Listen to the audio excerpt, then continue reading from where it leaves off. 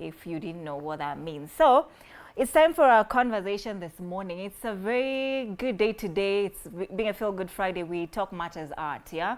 So this morning we want to focus on spoken word as an art, you know, the art of spoken word. How different is it from, you know, rap, even poetry itself? Is it a form of poetry? So with me in studio this morning is Dora the Author.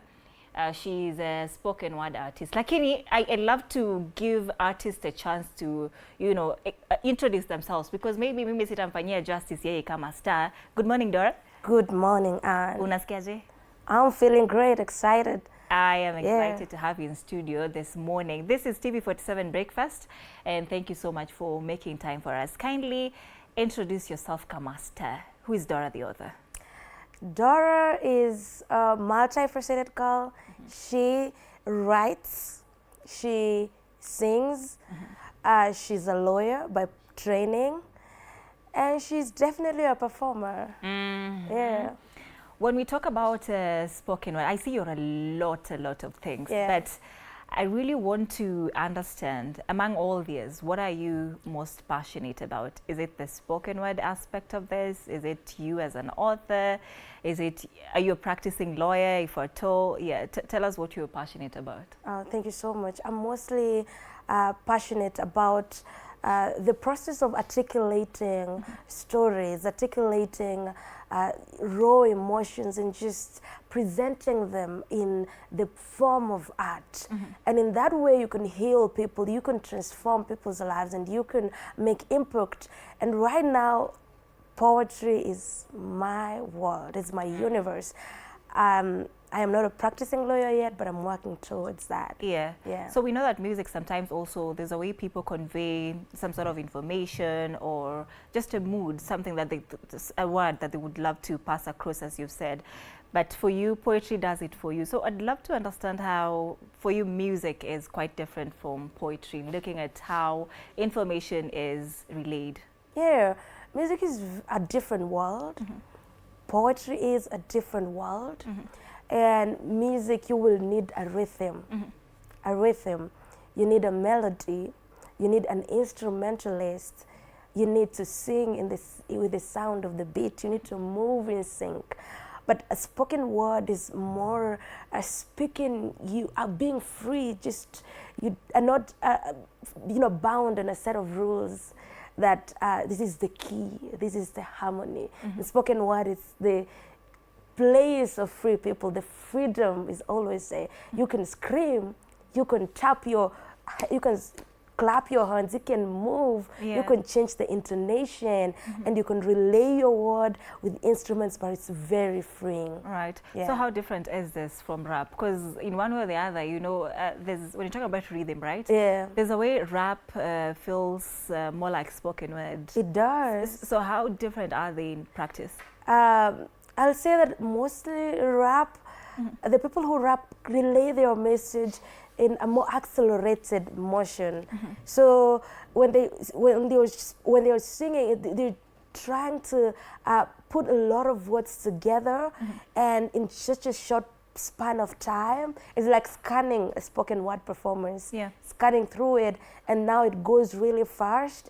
And most of the time there is a beat behind the performers, and that beat has been made before, and that beat is in sync with the rap, so it has to be professionally made, in a studio. Do you rap? Well, I would love to. I try to, but you know, maybe I could pick beef with a rapper, and then I just come to this stuff, you know. But I do not have the skill to write a rap. I think it's really beautiful. I have tried to, you know, I was really trying to write, you know, maybe a rap song. Like, I remember a little bit of the lyrics. you know, it was more like a diss. You know, rap, it has to be with some beef. Yeah. You have to beef with someone and everything. So I'm not skilled. I'm just giving you a taste of it, but I'm not skilled at all. So, So when you talk about, I don't even want to get interesting. That would be really bad, yeah. So when you talk about music, right? Yeah. And I really just want to tie it with this whole idea of spoken word. Yeah. And now you say you cannot rap, and we say that rap in one or the other is tied very closely to spoken word. Yeah. So what genre of music do you lie most towards? R&B. I love soul music. Does it give you the same, you know, a mood that spoken word would give you when you're on stage, when you're performing? It does. When I'm when I bring this slow, beautiful, peaceful, soulful, you know, Candace mood. Yeah. I think when you just, you know, just relate it with a poem that also goes to that mood, it definitely is.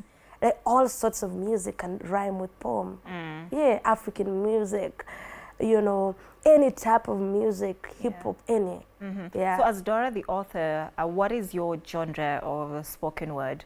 Is it gospel? Is it addressing issues of the society? What are you really focusing on, and what is influencing the trajectory you're taking with your spoken word? I will say I do not enclose myself to a particular genre, but I am a cocktail. I kind of mix different themes, a cocktail of different societal issues. But I will say I'm very hook-eyed to the issues in the society. I am very aware, I'm very sensitive to what goes on, and that informs large part of my writing. I might convey certain messages that might be spiritual. I might convey certain messages that are from the place of love, mental agility. So it's a cocktail of different things, but definitely I am not a passive onlooker to the issues of the society, and they play around 40% of my writing. Yeah. I'd love, and I know we'd love to get a feel of how Dora, you know, sounds like when she's performing a spoken word. And I'll just give you an opportunity to, you know, take it on stage. Take it away. Of course, Anne. So I'm gonna read a poem. It's called "The Last Warrior." I'm just gonna give from the book we have here. Yeah, page 93. All right. I'm just gonna give you a gist of it, and if you perhaps find it interesting, the book is Tales from My Bleeding Fingers. Yeah. He held me murderously, threateningly, and on my throat, and told me that I must write his story, and then held me in my hands and compelled me to hold the pen. You must write my story, you must recite my story, and you must speak my story. You must rewrite my story and write it all over again, and this time from the place of truth. Yes, you must confess my truths in my story. These are the holy truths he spoke. These holy truths that he threatened to kill me for if I do not open the letter and just fucking speak the truth. Threatening to use the same instrument the oppressors or benefactors, I don't know, used, and then glorify themselves as saints, pitying their victims. Oh, malnourished, malaria-stricken children in third world countries. Holy lies. I swear in the color of black that I must speak the fucking truth. The same skin color tortured since existence began.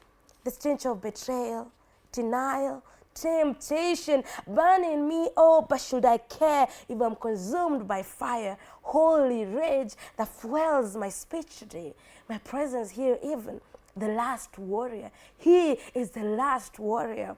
If you, of course, care to know, isn't he the last because he is defeated? Isn't he the last because his hope is depleted? Isn't he the last because he repeated? Isn't he the last because failure has been seated? No. He is the last because the world wanted him to be last. Last, and underline the word last. Last because they wanted him to be lost. Demonized, humiliated, marginalized, dehumanized, penalized, and then made to look like a failure, like an effing failure, the last warrior. If you want to read more of it about the last warrior, it's of course Tales from My Bleeding Fingers. Oh, I just wanted to give you a gist of it. Yeah. Oh, wow. You know, why we do this, right? Yeah. Why can't we clap? You know, I was wondering, because with spoken word artists, Yeah. usually, you know, you don't hear, you know, hands moving, clapping. It's always just snapping of the fingers. Yeah. Then why there's a method of appreciation and just agreement? It's dope, and sometimes the performer is performing, and when you clap, you might distract them. So when you do this, it's kind of, you know, it encourages the performers, and at the same time, it does not distract the performer. Yeah. Yeah. So with this piece that you know we've had, it's sort of very emotional, right? Yeah. And I'd love to hear what you know inspired this particular chapter at page 93, and I wonder if that's the whole trajectory of the whole book from page 1 to the last page. Absolutely, not really. It's a cocktail of different poems, so you're mostly very different. I've used different themes and different styles of writing, but I maintain one to narrative and to pass a message, to inspire people, to inspire a conversation, to continue with the conversation that I've always had within myself towards the public as well. I will say what informs my writing is a little bit of aggression, and I'm saying that I have to speak this story. I have to say it, I have to recite it, I have to speak it. I'm inspiring, provoking, you know, a certain type of assertiveness towards responding to an injustice that you feel has been done. Yeah. And I'm bringing the last warrior, the story of the last warrior here to convey a very, very important message. And if I read the story and I finish the poem, you will see me speaking about the last warrior in a parable. It is because I was trying to look at the story. Perhaps can you play fair in an unfair game? You know, how can you have a perfect conceptualization of reality and survive, or you will be beaten down and the society will step down on you and you will end up broken, tormented, and lose it all. So I'm portraying this powerful message, and I'm writing about.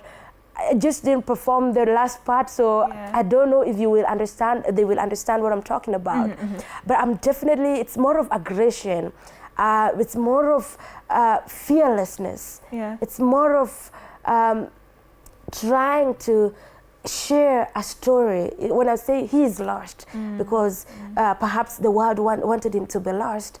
At first, I'm like, well, he is lost because failure has been seated. He's lost.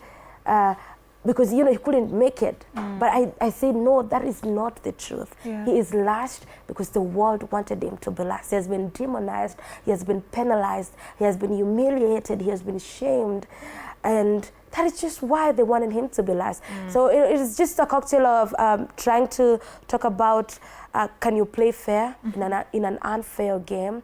Can you have a perfect conceptualization of reality and survive?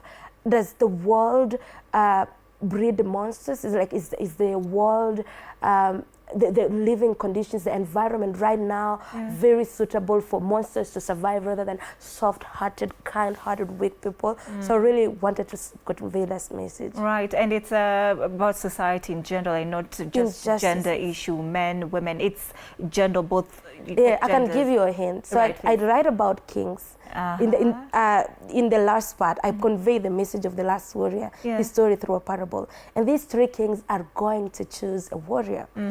And they for sure know that they are going to choose the warrior who will represent their tribe. And the silver threads in their hair, a sign of the wisdom they possess. And they are all very happy, very excited. And they hold their sticks and they start, mentioning the character traits of the warriors that they are looking for. And one of the kings says, well, I want one who has undying loyalty. I want one who will be ready to die for my tribe. I want the one who will not divulge the secrets of the land. And another king just stands up and says, I want one who is honest.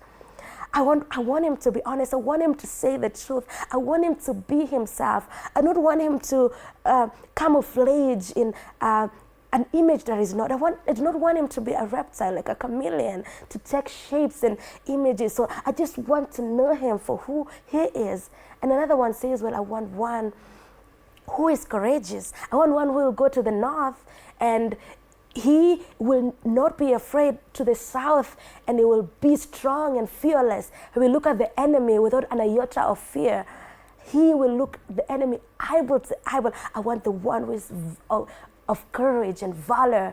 And they start marching forward to pick those warriors. And one king clutches over one young man and says, well, this is the man that I love. This is the one who is courageous. This is the one who is of valor.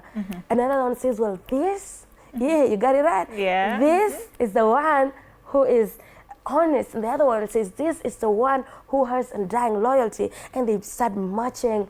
But there is one king who arrives late. Right. And although there is a man standing, a warrior left there, his eyes could refuse to see him. His eyes see him as if he's a ghost.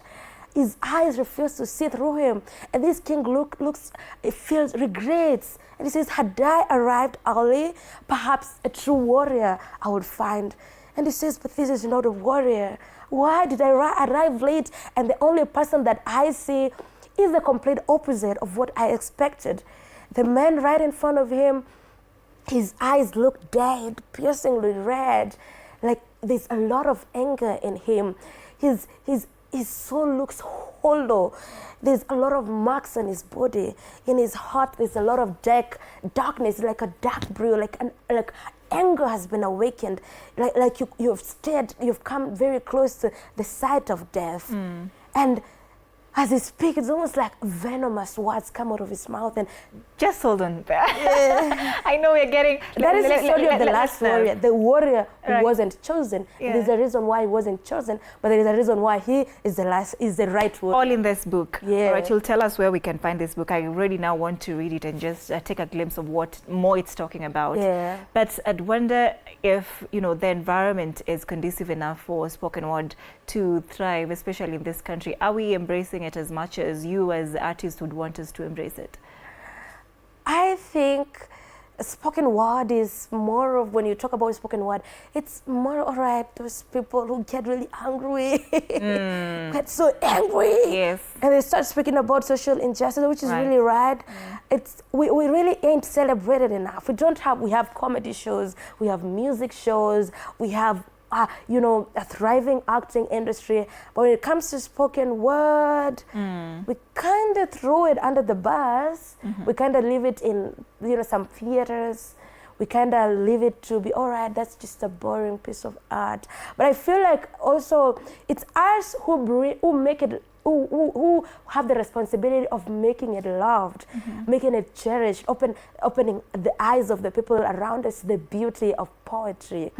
I think if we had a lot of resources and we made it really work, we just show the world that, you know what, you can also enjoy poetry, you can enjoy spoken word, you can enjoy rhymes, you can enjoy beautiful pieces that have been presented from the sweat of the writer. You could enjoy it. You could enjoy beautiful performances. And when people see beautiful performances, see something good, they will gravitate towards it. But not as celebrated. Right. So what do you think is something that your fellow artists are doing that maybe is not opening up this space to everyone to embrace this particular form of art? Great question. We actually have slam poetry and slam poetry competitions where poetry performers come and compete. You will always find, at least in certain times of the year, you'll find those performances in Brabant Theatre or certain theatres where you'll find the best, the most seasoned poetry performers. We do have poetry after lunch in Kenya National Theatre where spoken word poetry performers can go there and perform their pieces. We do have theatres, and some people incorporate poetry in their theatre performances.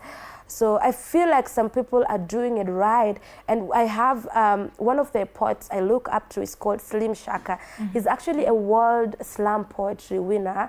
And so if you look at like people can actually attain that level of success, then if people compete with that type of competition, we don't have a lot of competitions for poems. It's actually one of the, it's like one of the competition, only one that we have where people can compete with other poets regionally and even globally. Yeah. Where do you perform as we wind up? I will have readings at Alliance Française in the next few weeks. So if you can just keep it locked on my Instagram, I will announce the date for my readings, and it will be more like performances from my book. They're really lovely poems. Actually, most people love them. Yeah. Give us your. But I also perform in the theater and in other spaces as well. All right. So give us your handles. You know, you've told us you can find them on your Instagram. Yeah. Well, we cannot know if you Of course. My Instagram is Dora. Dora, like Dora the Explorer, Dora Moragua. Dora without an H. Yeah. Dora. And Moragua is Moragwa. So Dora Moragua. If you just search it, no underscore, Dora Moragua, you will get my Instagram. And if you keep it locked for a few times, I will put a public announcement about my reading. All right. Is it the same place where they can find this book? If you look at my Instagram, there is actually a link on my bio. This book can be found there. You can also contact me using my number to get the book. My number is 0768814155. All right. 68814155. Dora, thank you so much for making time for us, to talk to us about, just spoken word and how this form of art is, played, how it's received, how if you're embracing it. But I'm looking forward to a time where we can also just include it just as much as we take part in plays and musical, as you put it. But I don't know if our director will give you a chance to give us the last words. I hope so. As I leave you to take it up, and as we go back to music, you can take it away. All right, I could read a piece. Yes. Yeah. So I also leave you with it's just a beautiful piece, but I am celebrating loss in this poem. It's really a soulful poem. I'm always telling people that perhaps when you've lost something, you've actually gained something. Perhaps even when you want to attain heaven, then you have to die first. So there is always the beginning of gaining is the beginning of loss. So I'll read it. There is heaven, a heaven of everlasting peace. It can be found, I know. They told me heaven was a distant thought, that it was a flickering light beyond the final sleep. But the truth is that I found it already. I found it already in the secrets the quiet spirits keep. I found it in the garden they forget, and the secrets the quiet spirits keep. They said heaven lay far away, very far from sight, where mortal bodies cannot roam, a place far from breath and bond. But I found it already. I did so. I am writing this to tell you how heaven is true, my dear, and it whispers to me in my ears soothing lullabies of a land pure and true. It told me a beautiful secret, and I knew I had found my home where I belong. I will now tell you how I found it. Except a grain of wheat falls to the ground, then there will be no harvest. The chorus of the universe sings that without loss there will be no gain. When I was all alone, I broke myself open. I wondered why I had no friends and why my days echoed in silence. I was all alone and my heart ached. Every day, every time, crying about my solitude. But when I started hearing angels speak, I knew I wasn't all alone. I understood that I'd never even been alone. And so I desired more loneliness so I could even hear God speak. For in loss there is gain, and not just gain, but gain of something superior. For in loss there is freedom, for in loss there is finding in finding there is hope, and in finding not the ordinary but finding something superior, I had found a more beautiful voice, more beautiful than that of mortals. I thought I had lost everything when I lost my honor, my dear honor. But then in my understanding, I gained freedom. The freedom to be, for I had lost all shame. I had lost all fear, fear of their words, fear of abandonment, fear of their judgment. I had lost all fear, for I had faced all my fears, and now I became free.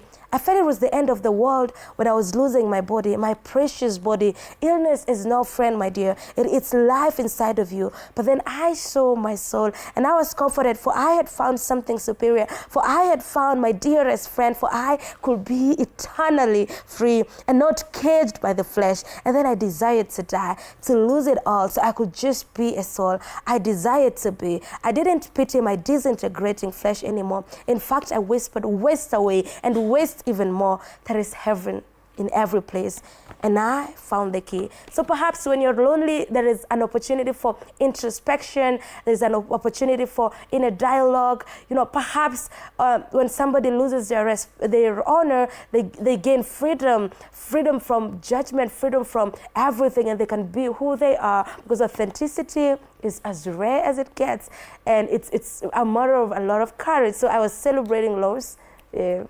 That is Dora, karibu niseme Dora the Explorer. That is Dora the Author. Thank you so much. I don't know why my fingers are not snapping. Oh yeah. But this is what I'm, yeah. All right, let's take a musical break at this point.